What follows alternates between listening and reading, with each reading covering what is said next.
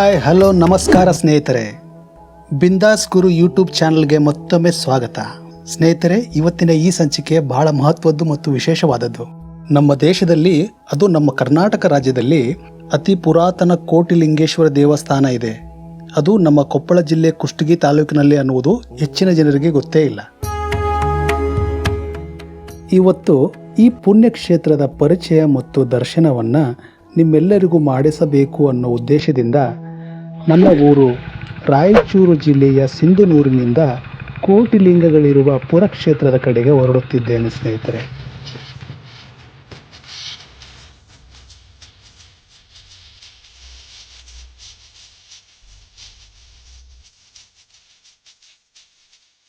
ಈ ಪ್ರಯಾಣದ ಮಧ್ಯೆ ಈ ಕ್ಷೇತ್ರ ಮತ್ತು ಅದರ ವಿಶೇಷತೆಗಳ ಬಗ್ಗೆ ತಿಳಿದುಕೊಳ್ಳೋಣ. ಈ ದೇವಸ್ಥಾನದ ಶಿವಲಿಂಗಗಳು ತಮ್ಮ ನೆತ್ತಿಯ ಮೇಲೆ 100 ಶಿವಲಿಂಗಗಳನ್ನು ಹೊತ್ತು ನಿಂತಿವೆ. ಹೀಗೆ ಎಲ್ಲ ಶಿವಲಿಂಗಗಳನ್ನು ಎನಿಸುತ್ತಾ ಕೂತರೆ ಕೋಟಿಗಿಂತ ಅಧಿಕ ಶಿವಲಿಂಗಗಳು ನಾವು ಈ ದೇವಸ್ಥಾನದಲ್ಲಿ ಕಾಣಬಹುದು. ಹೀಗಾಗಿ ಕೋಟಿಲಿಂಗ ಇರುವ ಕರ್ನಾಟಕದ ಏಕೈಕ ದೇವಸ್ಥಾನ ಇದಾಗಿದೆ. ಹಲವು ವೈಶಿಷ್ಟ್ಯಗಳನ್ನು ಹೊಂದಿರುವ ಈ ದೇವಾಲಯ ಕೊಪ್ಪಳ ಜಿಲ್ಲೆ ಕುಷ್ಟಗಿ ತಾಲೂಕಿನ ಪುರ ಗ್ರಾಮದ ಸೋಮೇಶ್ವರ ದೇವಾಲಯ. ನಮ್ಮ ಭಾರತದ ಅತಿ ಪುರಾತನ ಶೈವ ದೇಗುಲ ಈ ಸೋಮೇಶ್ವರ ದೇವಾಲಯ ಆಗಿದೆ. ಒಂದು ಕಾಲದಲ್ಲಿ ಇದು ದೊಡ್ಡ ತೀರ್ಥಸ್ಥಾನ ಆಗಿತ್ತು. ಸಾಧು ಸಂತರ, ಋಷಿಮುನಿಗಳ ತಪೋಭೂಮಿಯಾಗಿತ್ತು. ಈ ಪುಣ್ಯ ಭೂಮಿಯನ್ನ ಭೂ ಕೈಲಾಸ ಎಂದು ಕೂಡ ಕರೆಯಲಾಗುತ್ತದೆ. ಕಾಲಿದ್ದರೆ ಹಂಪಿ ನೋಡು, ಕಣ್ಣಿದ್ದರೆ ಕನಕಗಿರಿ ನೋಡು, ಪುಣ್ಯ ಮಾಡಿದ್ದರೆ ಭೂ ಕೈಲಾಸಪುರ ನೋಡು ಎನ್ನುವ ನಾನುಡಿ ಇಲ್ಲಿನ ಭಾಗದಲ್ಲಿ ಜನಜನಿತವಾಗಿದೆ. ಈ ದೇವಸ್ಥಾನದ ತುಂಬೆಲ್ಲ ಶಿವಲಿಂಗಗಳೇ ಆಕ್ರಮಿಸಿಕೊಂಡಿವೆ. ಈ ದೇವಸ್ಥಾನದಲ್ಲಿರುವ ಲಿಂಗಗಳಿಗೆ ಪಂಚಲಿಂಗ, ಅಷ್ಟಲಿಂಗ, ನವಗ್ರಹಲಿಂಗ, ಮಾತ್ಸಲಿಂಗ, ಚೋಳುಲಿಂಗ, ಮುನಿಸುಲಿಂಗ, ತಿರುಗನಿಲಿಂಗ ಹೀಗೆ ಹಲವು ಹೆಸರುಗಳಿಂದ ಕರೆಯುತ್ತಾರೆ. ಈ ಶಿವಲಿಂಗಗಳು ವಿವಿಧ ರಚನೆ ಹಾಗೂ ಗಾತ್ರಗಳನ್ನು ಹೊಂದಿವೆ. ಈ ಶಿವಲಿಂಗಗಳು ವೈವಿಧ್ಯಮಯ ಮತ್ತು ಬೇರೆಲ್ಲೂ ಕಾಣಸಿಗದ ವಿಶೇಷ ಮತ್ತು ಅಪರೂಪದ ಶಿವಲಿಂಗಗಳಾಗಿವೆ. ಈ ರೀತಿಯ ಅಪರೂಪದ ಶಿವಲಿಂಗಗಳು ಬೇರೆಲ್ಲೂ ನಿಮಗೆ ನೋಡಲಿಕ್ಕೆ ಸಿಗೋದಿಲ್ಲ. ಒಂದು ಲಿಂಗದಲ್ಲಿ 5 ರಿಂದ 106 ಲಿಂಗಗಳಿವೆ. ಅವುಗಳನ್ನೆಲ್ಲ ಸೇರಿಸಿದರೆ ಶಿವಲಿಂಗಗಳ ಸಂಖ್ಯೆ ಕೋಟಿಯನ್ನು ಮೀರುತ್ತದೆ.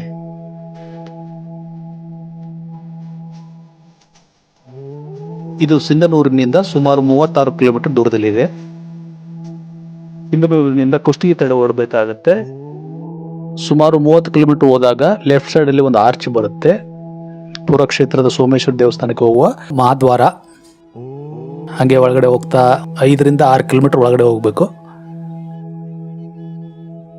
ನೋಡಿ, ಪುರಕ್ಷೇತ್ರ ಬಂತು. ನೋಡಿ, ಪುರಕ್ಷೇತ್ರದ ಸೋಮೇಶ್ವರ ದೇವಸ್ಥಾನದ ಮುಖ್ಯ ಬಾಗಿಲು ಇದು. ನೋಡಿ, ಮುಂದುಗಡೆ ವಿಶಾಲವಾದ ಜಾಗ ಇದೆ. ಇಲ್ಲಿ ಪ್ರತಿ ವರ್ಷ ಆಗುವ ಜಾತ್ರೆ ಸಮಯದಲ್ಲಿ ಬಂದಂಥ ಭಕ್ತಾದಿಗಳಿಗೆ ಇರಲಿಕ್ಕೆ, ಅವರ ವಾಹನಗಳನ್ನ ಪಾರ್ಕಿಂಗ್ ಮಾಡಲಿಕ್ಕೆ ವಿಶಾಲವಾದ ಜಾಗ ಇದೆ.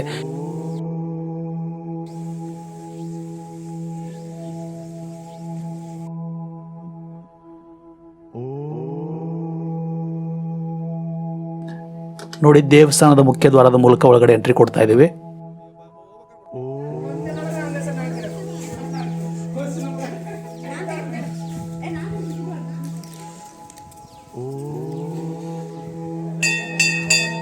ಎಂಟ್ರಿ ಕೊಟ್ಟ ತಕ್ಷಣ ಲೆಫ್ಟ್ ಅಲ್ಲಿ ನಾಗಪ್ಪನ ಶಿಲ್ಪ ಕಾಣುತ್ತೆ ನಮಗೆ. ನಂತರ ಒಳಗಡೆ ವಿಶಾಲವಾದ ಜಾಗ ಇದೆ.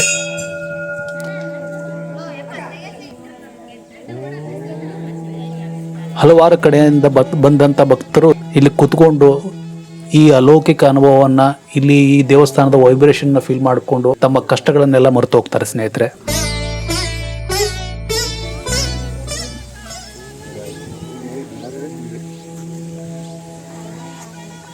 ಮೊದಲು ಈ ಜಾಗದ ತುಂಬೆಲ್ಲ ಶಿವನ ಕೆತ್ತನೆಗಳು ಇದ್ದುವು ಅಂತ ಹೇಳ್ತಾರೆ.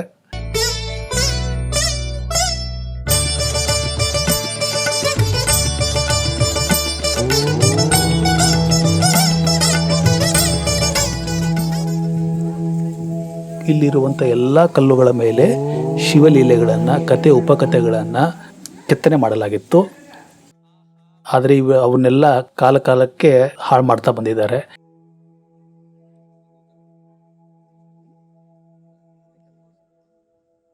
ಕೆಲವನ್ನ ಇಲ್ಲಿಯ ಜನರು ಮತ್ತು ಸರ್ಕಾರ ಉಳಿಸ್ಕೊಂಡು ಬಂದಿದೆ. ಕೆಲವು ನಾವು ಈಗ ನೋಡ್ಬೋದು, ಮುಂಚೆ ತುಂಬ ಇದ್ವು. ನಾವು ಇಲ್ಲಿ ಒಳಗಡೆ ಬಂದ ತಕ್ಷಣ ಈ ದೇವಸ್ಥಾನದ ಒಂದು ವೈಬ್ರೇಷನ್ ಇದೆ ನೋಡಿ, ಅದಕ್ಕೆಲ್ಲ ನಮ್ಮ ಜರ್ನಿ ಇದನ್ನೇ ಮರೆತು ಬಿಟ್ವಿ. ಅಷ್ಟು ತುಂಬ ಅದ್ಭುತವಾದ ಫೀಲಿಂಗು.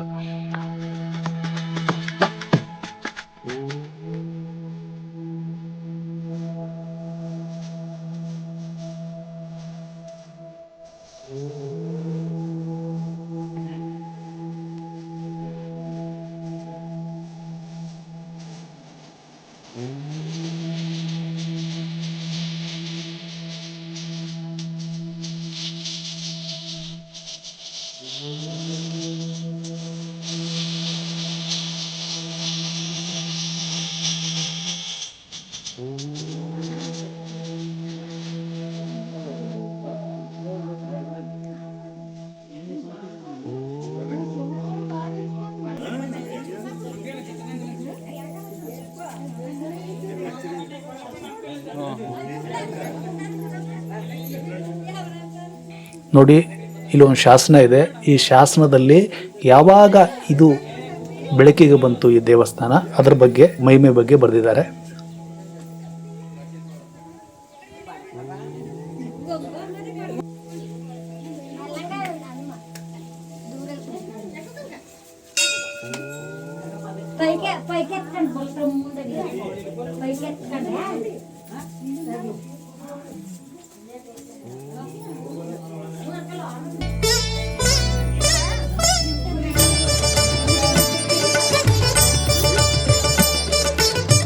ಒಳಗಡೆ ಎಂಟ್ರಿ ಕೊಟ್ಟ ತಕ್ಷಣ ಬಲಗಡೆ ನಮಗೆ ಮೊದಲಿಗೆ ಕಾಣುವ ಶಿವಲಿಂಗು ಕೂಡಲ ಸಂಗಮನಾಥನ ಶಿವಲಿಂಗು.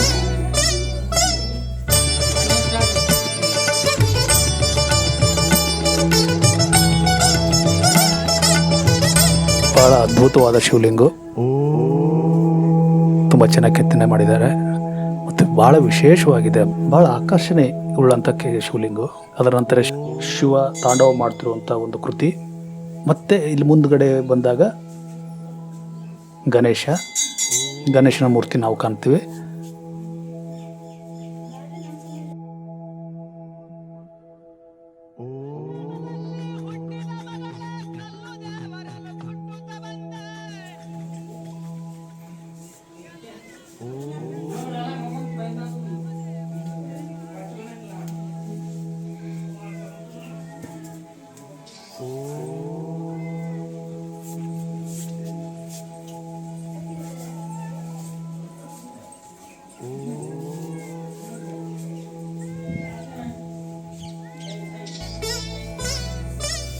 ಅದಾದ ನಂತರ ಸ್ನೇಹಿತರೆ, ಇಲ್ಲಿಂದ ಶಿವಲಿಂಗಗಳ ದರ್ಶನ ನಮಗೆ ಪ್ರಾರಂಭವಾಗುತ್ತೆ. ನೋಡಿ, ವಿಶೇಷವಾದ ಶಿವಲಿಂಗಗಳು ಇಲ್ಲಿಂದ ನಮಗೆ ನೋಡ್ಲಿಕ್ಕೆ ಸಿಗ್ತವೆ. ನೋಡಿ, ಈ ಶಿವಲಿಂಗದ ನೆತ್ತಿಯ ಮೇಲೆ ಚಿಕ್ಕ ಚಿಕ್ಕ ಶಿವಲಿಂಗಗಳು ಕೆತ್ತಿರುವುದನ್ನು ನಾವು ಕಾಣ್ಬೋದು.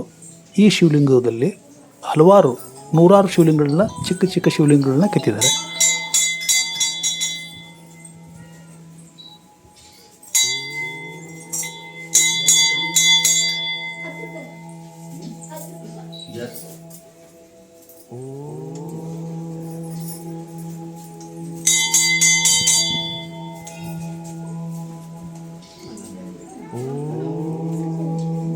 ಅಲ್ಲೋದೈತೆ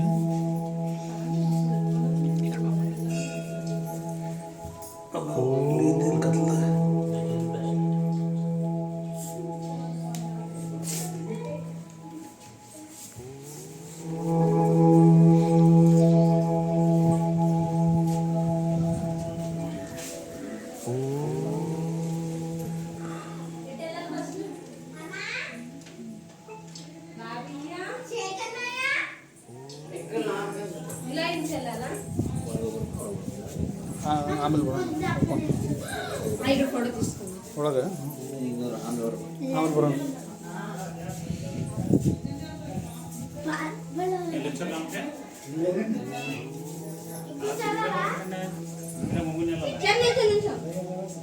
ನೋಡಿ, ಈ ಶಿವಲಿಂಗನ ವಿಶೇಷತೆ ಇದೆ. ಈ ಶಿವಲಿಂಗವು ಸಹ ಬಹಳ ವಿಶೇಷತೆಗಳಿಂದ ಕೂಡಿದೆ. ಯಾಕಂದರೆ ಆ ಶಿವಲಿಂಗನ ನೆತ್ತಿಯ ಮೇಲೆ ಚಿಕ್ಕ ಚಿಕ್ಕ ಶಿವಲಿಂಗಗಳನ್ನ ಕೆತ್ತಿರುವುದನ್ನು ನಾವು ಕಾಣ್ಬೋದು. ನೋಡಿ ಇಲ್ಲಿ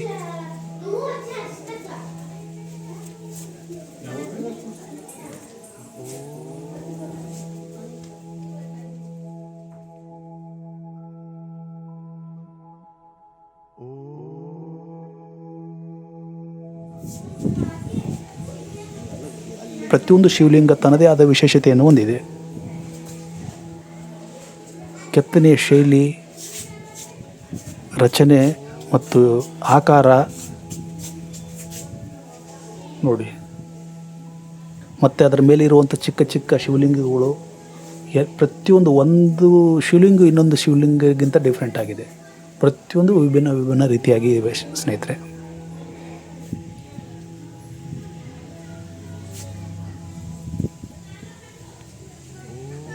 ಸರ್, ಈ ದೇವಸ್ಥಾನ ಬಗ್ಗೆ ಸ್ವಲ್ಪ ಹೇಳ್ರಿ ಸರ್. ಸರ್, ಇದು ಕೊಪ್ಪಳ ಜಿಲ್ಲೆ ಕುಷ್ಟಗಿ ತಾಲೂಕು ಪುರಗ್ರಾಮ ಅಂತ ಕೋಟಿಲಿಂಗ ಸೋಮೇಶ್ವರ ದೇವಸ್ಥಾನ ಅಂತ. ಇದು ಸುಮಾರು ಹೊರಗಡೆ ಒಂದು ಶಾಸನ ಇದೆ. ಶಾಸನ ಪ್ರಕಾರ ಹೇಳೋದಾದ್ರೆ 14ನೇ ಶತಮಾನ ಅಂತ ಬರ್ದಾರೆ. 1419 ಅಂದ್ರೆ ವಿಜಯನಗರ ಸಾಮ್ರಾಜ್ಯ ಕೃಷ್ಣದೇವರು ಇದೆಲ್ಲ ಅಂತ ಹೇಳ್ತಾರೆ.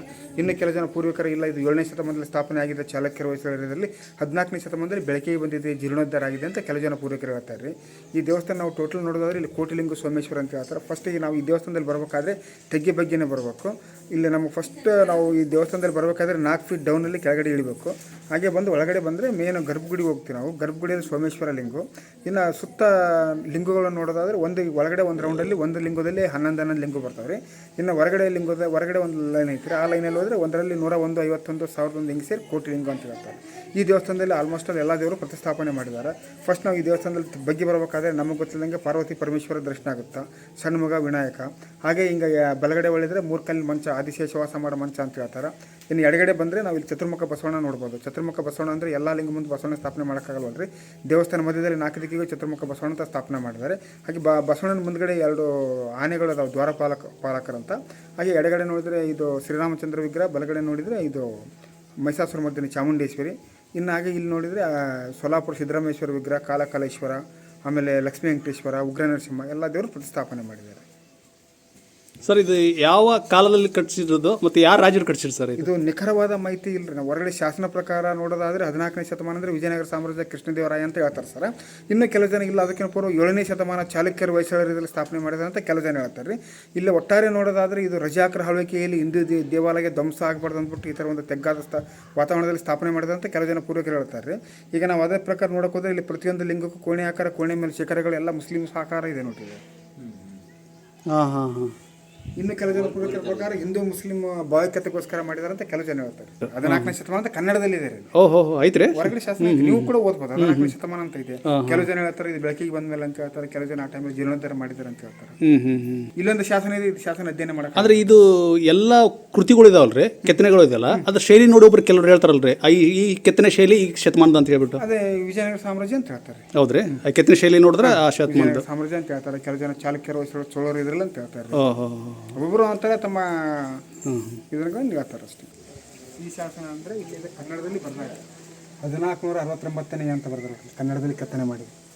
3ನೇ line, first and second third line 1469. ಆಮೇಲೆ ಇಲ್ಲಿ ತಾವರಗೇರಿ ಅಂತ ಐತೆ ನೋಡ್ರಿ. ಇಲ್ಲಿ ತಾವರಗೇರಿಯ ಅಂತ ಓದ್ಬೋದು. ಜನ ಪುಸ್ತಕ ಪ್ರಕಾರ ಕೆಲವು ಓದಕ್ಕಾಗಲ್ರಿ ಕನ್ನಡದಲ್ಲಿ, ಇವು ಈಸಿ ಐತ್ರಿ, ಆರಾಮಾಗಿ ಓದ್ಬೋದು. ಅಂದ್ರೆ ಇದನ್ನ ಕೆತ್ತನೆ ಮಾಡಿದಾರೆ ಅಂತ ಹೇಳ್ತಾರೆ.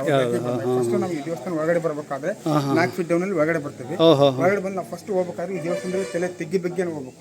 ನಾವು ಫಸ್ಟ್ ತಲೆ ಬಗ್ಕೊಂಡಾಗ ನಮಗೆ ದರ್ಶನ ಆಗೋದು ಪಾರ್ವತಿ ಪರಮೇಶ್ವರ. ಈ ಕಡೆ ಸಣ್ಣ ಮಗ, ಈ ಕಡೆ ವಿನಾಯಕ, ಪರಮೇಶ್ವರನ ಫ್ಯಾಮಿಲಿನೇ ದರ್ಶನ ಆಗುತ್ತೆ. ಬರ್ರಿ.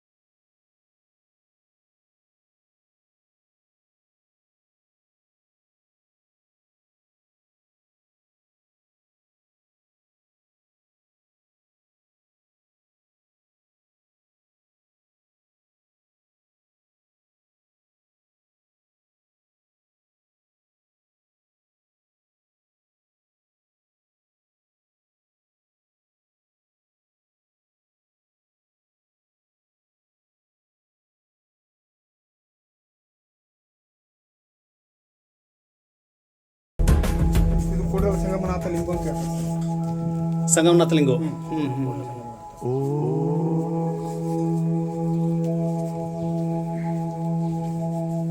ಇನ್ನು ಲಿಂಗಗಳು ಈ ಥರ ಇರ್ತಾವ್ರಿ. ಒಂದೊಂದು ಕೆತ್ತನೆ ಒಂದರಲ್ಲಿ 101 ಅವು ಚಿಕ್ಕ ಚಿಕ್ಕ ಹೋದವಲ್ರಿ ಅವು ಲಿಂಗು ರೀ ಅವು. ಅವು ಲೆಕ್ಕ. ಓಹೋ. ಆಮೇಲೆ ಅದಕ್ಕಿಂತ ಇದರಲ್ಲಿ ವಿಭಿನ್ನವಾಗಿದೆ. ಇದ್ರ ಸೈಡ್ ಎಲ್ಲ ಎಡ್ಜ್ ಎಲ್ಲ ಬರ್ತಾವಲ್ರಿ. ಹಾಂ ಹಾಂ. ಇವೆಲ್ಲ ಸೈಡಿಗೆ ಇದಾವೆ ಅವು ಲಿಂಗಗಳು. ಆಮೇಲೆ ಇನ್ನು ಇಲ್ಲಿ ಹಂಪಿ ಪಂಪಾಪತಿ ಲಿಂಗ ಇದೆ. ಇದು ರೀ. ಇಲ್ಲ ಚತುರ್ಮುಖ ಬಸವಣ್ಣ. ಹಾಂ ಕೋಟಿ ಲಿಂಗ ಅಂದ್ರೆ ಎಲ್ಲ ಲಿಂಗ ಒಂದು ಬಸವಣ್ಣ ಸ್ಥಾಪನೆ ಮಾಡೋಕ್ಕಾಗಲ್ವಲ್ರಿ. ದೇವಸ್ಥಾನ ಮಧ್ಯದಲ್ಲಿ 4 ದಿಕ್ಕಿಗೂ ಚತುರ್ಮುಖ ಬಸವಣ್ಣ ಅಂತ ಸ್ಥಾಪನೆ ಮಾಡೋದು. ಆಮೇಲೆ ಗರ್ಭಿಣಿನ ಒಳಗಡೆ ಹೋಗ್ಬೇಕಾದ್ರೆ ಚತುರ್ಮುಖ ಬಸವಣ್ಣ ದಾಟ್ಕೊಂಡು ಹೋಗ್ಬೇಕು. ಅವಾಗ ಹೋಗ್ಬೇಕಾದ್ರೆ ನಮ್ಗೆ ಎಡಗಡೆ ಬಲಗಡೆ ಆನೆಗಳು ದ್ವಾರಪಾಲಕರಿದ್ದಂಗೆ. ಇದು ಶ್ರೀರಾಮಚಂದ್ರ ವಿಗ್ರಹ. ಇದು ಜೋಡಿ ನಾಗರಾವು ಕೆತ್ತನೆ. ಇದರಲ್ಲಿ ಅಕ್ಕಮಹಾದೇವಿ ಕೆತ್ತನೆ ಮಾಡಿದ್ವಿ. ಜೋಡಿ ನಾಗರಾವು ಎಡೆಯಲ್ಲಿ ಅಕ್ಕಮಹಾದೇವಿ ಕೆತ್ತನೆ ಮಾಡಿದ್ದಾರೆ. ಹೌದ್ರಿ. ಆಮೇಲೆ ನಂಗೆ ನಾವು ಎಡಗಡೆ ಒಂದು ರೌಂಡ್ ಹೋದ್ರೆ ಇಲ್ಲಿ ಲಿಂಗೋತ್ಸವ. ಇದು ಮೈಸಾಸುರ ಮತ್ತೆ ಚಾಮುಂಡೇಶ್ವರಿ. ಚಾಮುಂಡೇಶ್ವರಿ ಕೆತ್ತನೆನೂ ಇದೆ.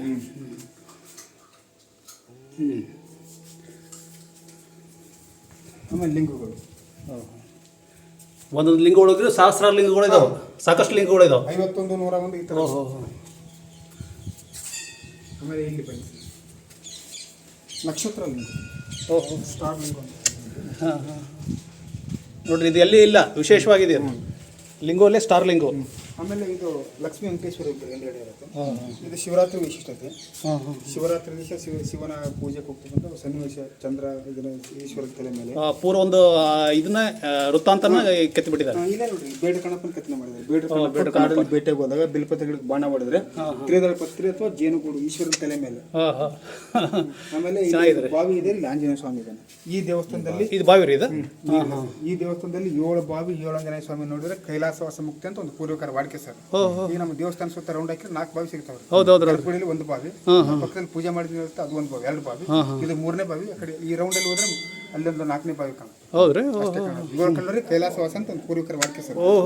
ಇನ್ನೊಂದು ಇಲ್ಲ, ಎಲ್ಲಿದೆ ಗೊತ್ತಿಲ್ಲ. ಇನ್ನು 3 ಸರ್. ಇನ್ನು 3 ಕಲ್ಲೂರಿ ಕೈಲಾಸವಾಸ ಅಂತ ನೋಡಿದ್ರೆ ಪಕ್ಕದಲ್ಲ. ಹೌದೌದು. ಇದಕ್ಕೆ ಆ ಘಟನೆ ಶಿವಸೇನೆ ನಡೆದಿರಬಹುದು.